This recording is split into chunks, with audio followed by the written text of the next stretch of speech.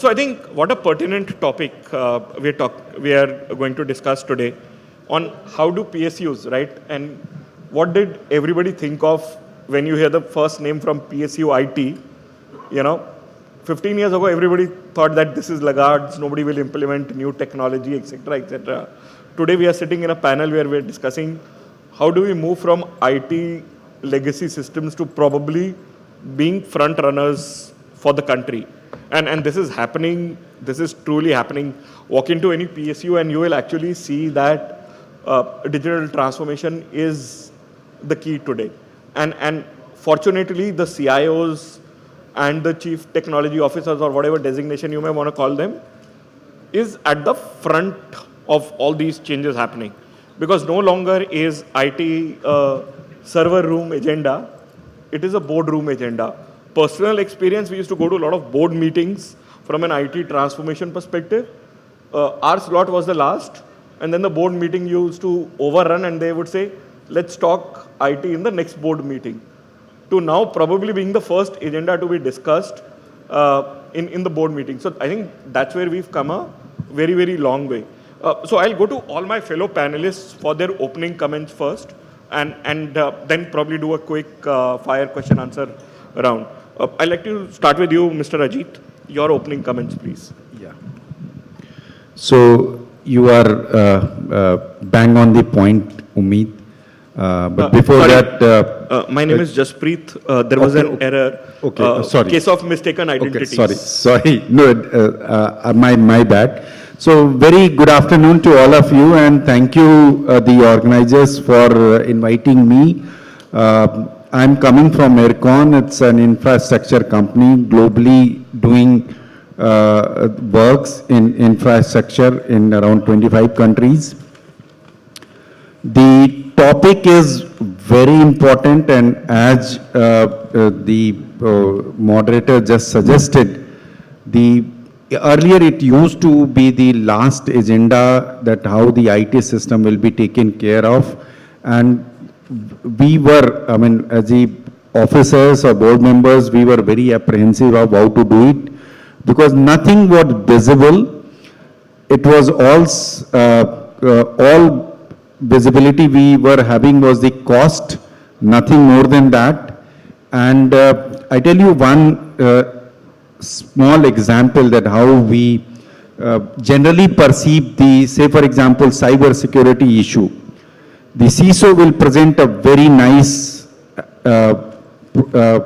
program, implementation strategy, threatening us with so many of case strategies. We are all down with those threats. But at the time of implementation, when the budget part comes, all we end up with implementing just a antivirus software. So this is the real story, and this is how we are considering this IT implementation, cyber security implementation in our practical life. But thanks to all this setup, and probably after this panel, my view will change, and then the perspective of the other participants will change. Absolutely, and I think superb opening comments saying that unfortunately IT antivirus comes very naturally to us, right?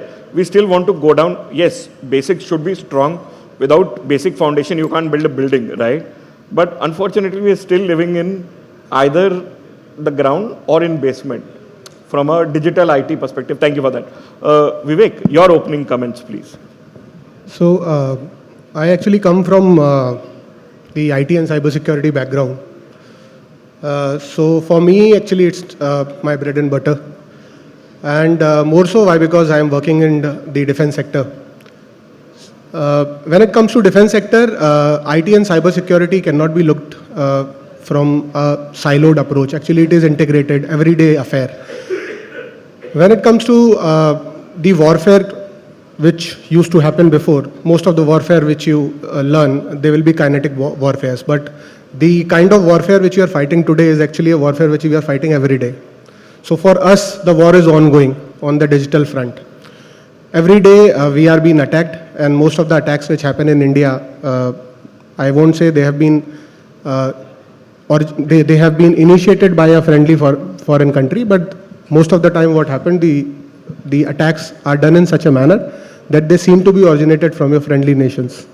Got Right? it. So it is not just Pakistan which is attacking you, it is not China which is attacking you. Most of the time you will find out that the most threats which are coming are actually coming from Russia, which is your friendly nation, right? Or it is coming from North Korea. Lazarus Group is known for all the activities. So in our case, what we need to do is we have moved beyond, and I was talking to somebody and I was telling them that we have actually moved beyond the legacy perimeter-based security approach which used to happen, and we have got exact defense in depth mechanism by which we operate. When it comes to our communications also, the classic example was Operation Sindoor. None of our messages got intercepted, and that is the remarkable achievement of Ministry of Defense. Why? I Because think that deserves a huge round of applause. yeah. The reason why it happened was because we were not reliant on the technologies which had been sold to us by the foreign vendors. However, it is always a debate that how much we should be dependent on foreign vendors when it comes to technology. I have got a slightly differing approach. But to start with, not only from defense, the PSU side, because this is mainly a PSU conference which is main agenda is how PSU should become cyber secure, or for that matter, Viksit Bharat. To make them Viksit, actually, the technology which they are developing inside, I'm telling you, you have to go from here, rethink your cyber strategy, rethink your risk strategy, assess everything. Why? Because you never know, in your enterprise itself, there is an insider threat, and your R&D which is happening, it is actually moving out. Whatever you are doing, somebody out there is looking at it. Thank you, Vivek. And that's why I think you mentioned about a cyber war going full day, going on forever. And that's where UN for the first time, about 10 years ago, said that air, water, and land is not the only three means of war. They added cyber warfare there. And the last point was even more amazing, saying, unfortunately, still today, we do a lot of IT transformation, digital transformation, and think about cyber. Cyber cannot be an afterthought today. Because if it is an afterthought today, then you're always playing catch-up game. And that catch-up game, unfortunately, the hackers are getting smarter by the minute, whereas we are getting probably smarter by the day. So there's already a huge difference. Thank you for that. Sunil sir, your opening comments, please. Good afternoon, all of you. So first of all, I like to congratulate that the kind of theme Surakshit and Viksit Bharat. Now, what happens is that Surakshit has been given priority. So, and then Viksit is now second. So this is a very important message for all of us, that we are developing applications, we are developing systems, we are creating dependencies on digital systems. Now you have been following some of the incidents since last couple of days or months, that sometimes the digital systems are also becoming an embarrassment. So if you do good, it is good. But if there is certain level of insecurity lapse or certain kind of inconvenience to the user, then the whole government gets embarrassed. So I am from that era where we used to come forward, we had limited time, limited resources, and we used to offer new and new applications in a very short period of time. And at that point of time, initiative was very important. Now, people are very watchful. They want secure systems. A single lapse will embarrass the entire government. So first of all, that we all need to understand that how we are going to create systems that are secure, number one, and they are sustainable in long term. So sustainability again is financial sustainability and technical sustainability. Are we not getting locked in with a particular technology? Are we not getting into a trap of proprietary technology? Are we adequately using the open source technology? Are we building our own in-house competence or not? Are we not totally getting on board on managed services? So each organization, PSU or government, has to have a judicious mix of basically in-house capabilities also, from government perspective, from PSU perspective. Great opening comment, sir. I think you hit the nail on the head, saying what do I have in-house versus what do I outsource has to be a very balanced mix of in-house risk. means, we need to have good people who can control our databases, who can administer the systems. We are also getting managed services. Right. So we need to take managed services, but we should also see to it that, like for any PSU or for any foreign group, we should not get that we are totally blank on technology side. Perfect. So certain level of competence has to be there so that we can understand, we can manage, we can moderate, we can control. Right? We cannot give away everything. Number one. And that's an important point on competence, which I think Yes. everybody sitting here, Yeah. both on the panel and outside, Yeah, would be and struggling number two, with. like our discussion point is that over a period of time, we have built so many systems. We have solved almost all the problems. Every PSU, every government department has got applications. They are solving the problems. Now, what we did was that at that point of time, we had huge, in-house servers or compute was enormous, and we were not paying for that. Now, we have to migrate or modernize our application so that they are more integrated. Isolated applications which we built, every PSU, every division, every section created their own system. Every department in government has their own system, own portals. Yeah, So shadow that- IT was a Right. big So, concern. Yes, now the time is to migrate, to unify, integrate, and make our systems more intelligent. Now, there are certain DPIs which we are already using, Aadhaar, NPCI, UPI, and then we are using DigiLocker, API Setu, Entity Locker. So now we all need to see that we need to think from enterprise perspective, government as a whole, how basically the intelligence being generated by Department A or PSU A can be utilized by other people to make their applications more intelligent. Yeah, so interconnectivity is also Yes. going to yes. be a problem very soon. Yes. Perfect. And so, yes, cloud adoption we have to do very consciously, because when we initiated, we were not adequately, trained that how to optimize the cost of cloud. Today, as we are getting more and more dependent on the cloud services, the volume of data is growing. Legacy data is also growing. Number of transactions are also growing. So we have to see that the model which we are following, can it sustain for next 5 years? Have we made adequate budget provisions for that? Or do we have adequate policy for retention of data? For how long we are going to retain data? How we are going to migrate the data to cold storage or somewhere else? Sure. So these things have to be planned. It should not happen that overnight we come out with a strategy without having a long-term thought, long-term process, and then we start building on it. Sure. Thank you so much, sir. We'll come back to you. Dr. Sau, your opening comments, please. Always I give emphasis and believe also that every culture is bound to fail tomorrow if agriculture fails today. I am from seed sector. The first is food, next is rest of things. So knowing this, I think our Honorable Prime Minister has emphasized that food for all. That is the reason why couple of days before he celebrated, we all Indians celebrated the largest serving elected Prime Minister. Saying so, if food is not there, nothing is there. Today we are organizing a seminar. We had tasty sandwich and tea, then there is a lunch. You just stop it. It is not there, only we will discuss about cyber security, artificial intelligence. Most of the people will vanish. Saying so, what I am telling, seed system is a very complex system. The way we see it from outside, it is not like that. Seed is generated, a good variety, good quality, good crop, is developed by scientists, say Indian Council of Agricultural Research Scientists. Day and night they are trying it, and a value of a good quality seed is priceless. You just cannot pay with the thing is price. The seed also is not one. Today you think, tomorrow you produce. Like population. Couple wanted to produce a child, but 9-10 months they can get it. But here it takes 3 years. Test seed, breeder seed, foundation seed, certified seed. What the farmer gets, the grower, it is certified seed. So 4 generation seed, it takes time. India agriculture has developed a lot. Maybe little bit of, not full, 100%. Digitalization, artificial intelligence, all are put together. Maybe 10, 15, 20% is being used. I'm in the process of going for a robust change. It will go.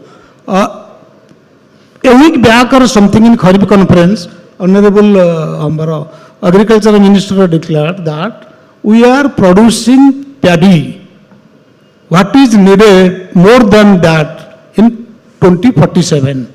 152 million tons. So now emphasis is to reduce paddy and go on increasing pulses and oil seeds. What we are importing from outside and spend a lot of foreign reserves. So matlab today in 26 we have crossed our target of 2047. It is a marvelous achievement and it has not become with the crowbar, hammer, plow, all the technology. It is because of addition of all artificial intelligence and digitalization, so everything has put together. So now farmer is not dependent on everything. Every farmer is having a smartphone and he is getting the information, and we are also, ministry also, everything in the process so that it goes lab to land, end to end. What is produced in ICR, that must go to the farmer at the far end of, say, Tirunel Valley, or you can say Indore or somewhere, that far end, a small village it should go. That is the effort. In this role, what is the need of digitalization, artificial intelligence? Very much. We are in the process. We have started. We have miles to go. We will cross it. We will win it, and we will show the world that India is not second to none. Thank you so much, sir.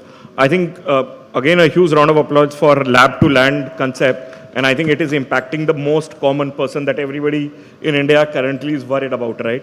How do we increase their production while not increasing burden on them? And how do we plan 20 years ahead from now? Thank you, sir. Devansh, your opening comments, please. Yeah, so I, first of all, I'll apologize. I was a bit late for the discussion.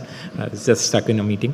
So I represent Autodesk. We are a design to operate company, and we've seen the industry transform in terms of construction, manufacturing, how the digitalization has been done. And I kind of align with the points Jen sir mentioned in terms of whenever there was a need to implement a particular solution, the initial approach that most organizations took was in terms of addressing that need using point applications instead of taking a more enterprise-wide rationale in terms of how these systems can work together. And that's where the whole notion of having more of a platform-based approach comes to the fore. Today what has happened is because we've implemented so many niche solutions, so many isolated solutions, it essentially has led to a lot of data silos being configured, which essentially today impacts the overall process from a decision-making standpoint. So if I have to look at a particular data point, I'm just struggling in terms of figuring that information out. Also, it leaves me more exposed to any kind of data threats. So the idea is, can we, again, as we talk on the topic of migrating this from legacy systems to a more digital approach, can we change the rationale? Can we change our thought process to make it a more platform-centric concept in terms of understanding the specific use cases that we want to address? Super. It has to be about the use cases. That's a great, absolutely great this thing. Since instant gratification is the need of the hour, right? 45-minute panel changed into a 25-minute panel. Yeah. I'll go for a quick question-answer round. Sure.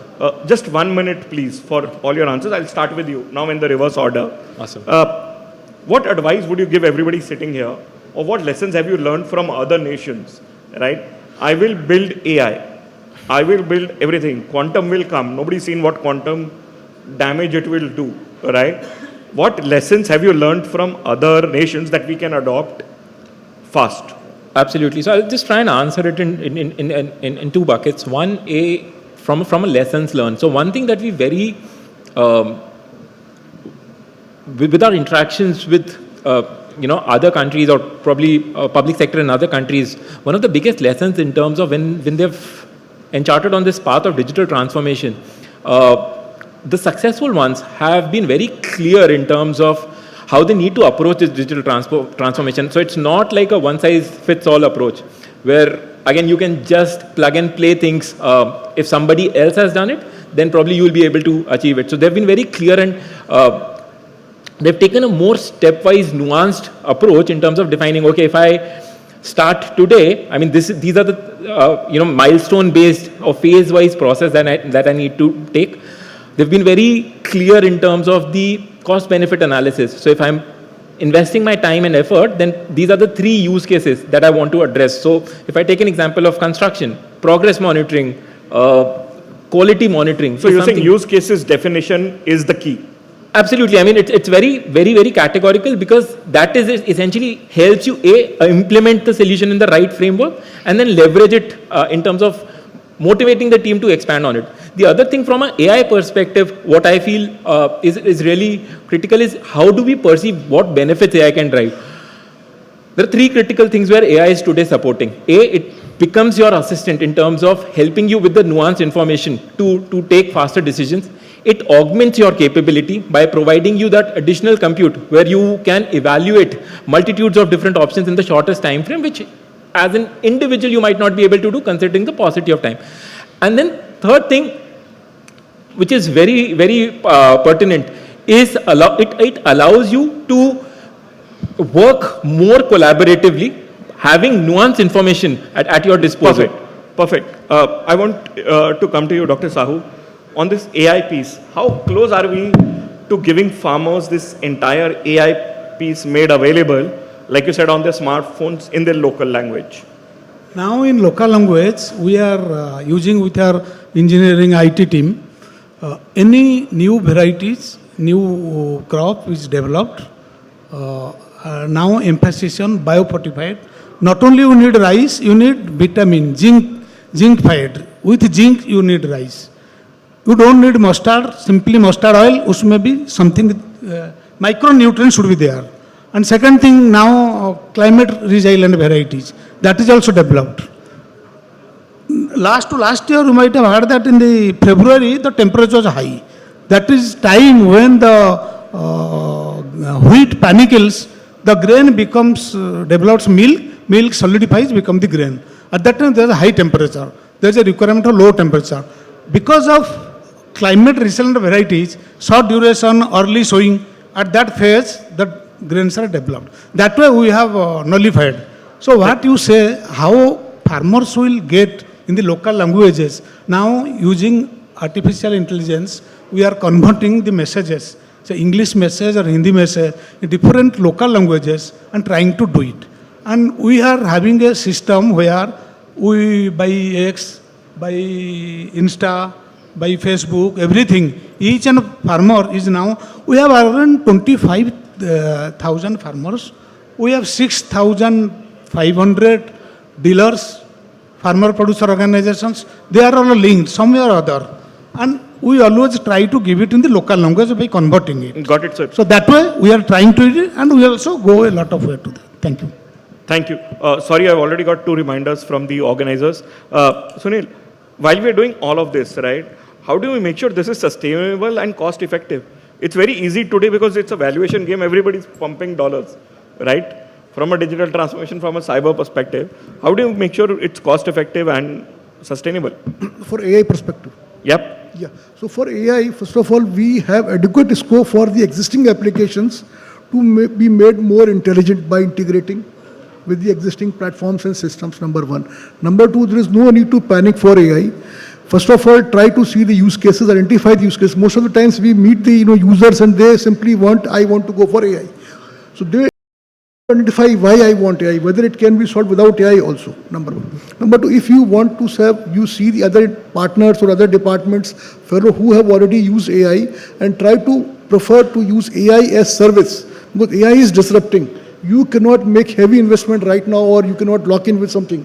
So let us try to explore gradually, one by one, so that all kind of initiatives, they are all open for the futuristic transformation which we are seeing on every day.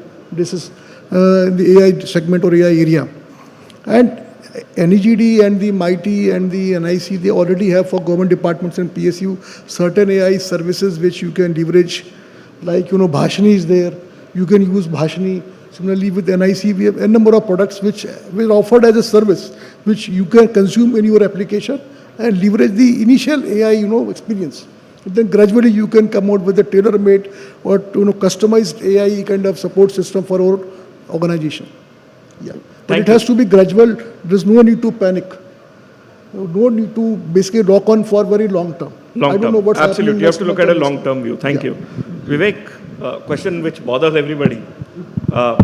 Self-reliance on the country versus foreign vendors, right? How do you balance national security interests? Actually, very interesting question, and almost gets asked at all the events where we go, right? So it's very easy to answer for me because, see, I think the problem here is that when we ask this question, we need to understand that self-reliance is not, though for self-reliance we need to build our own systems, but then do we need to build all the systems ourselves? No, actually not. That is not the requirement. Requirement should be to identify that what systems actually require self-reliance and we need to build them. So there are few systems which are already getting productionized at a mass scale. There is no basically hurry in or there is no threat to data loss from those particular items. Why we need to basically design it indigenously, not a requirement. So the requirement should be the, as I see it, that you should have a technological sovereignty rather than having a sovereignty of scale. What you are trying to do today is you basically decide that this particular item which is there, I can partner and build it together with a company because it is not nowhere theft to my data security, right? There are few items, obviously, if they are needed to be built, we have come up with a list, indigenous list has already come in which 5 lists has been... So you decide what to build, what it has already been depending upon decided. national It has already security. been decided. So one is decide what you build, partner wherever there is a requirement to partner because obviously you cannot have all the technology in the world, you will not be having, but then there has to be safeguards, there has to be guardrails around it. And the third thing is buy where it is not going to affect you. Got it. Super. Thank you. Ajit, 2 questions. One is obviously leadership priorities keep changing, policies keep changing. How do you keep track of still a single mind mission on digital transformation then also? And the second is, I'll want you to close the panel. Right. The panel itself talks about the legacy to digital, and being in government, being in public sector, being in infrastructure sector, you know, our system runs on the legacy kind of, or you can say the set procedures and processes. Once we are trying to implement these digital technology, it's not a new thing. We have been implementing and trying to implement for quite some time. But what is happening is that it's happening in a very sporadic manner, not in a consistent or long-term plan. Some officer is a little bit pro-digital or is a little bit aware about it. He tries to implement something. That officer goes, everything collapses.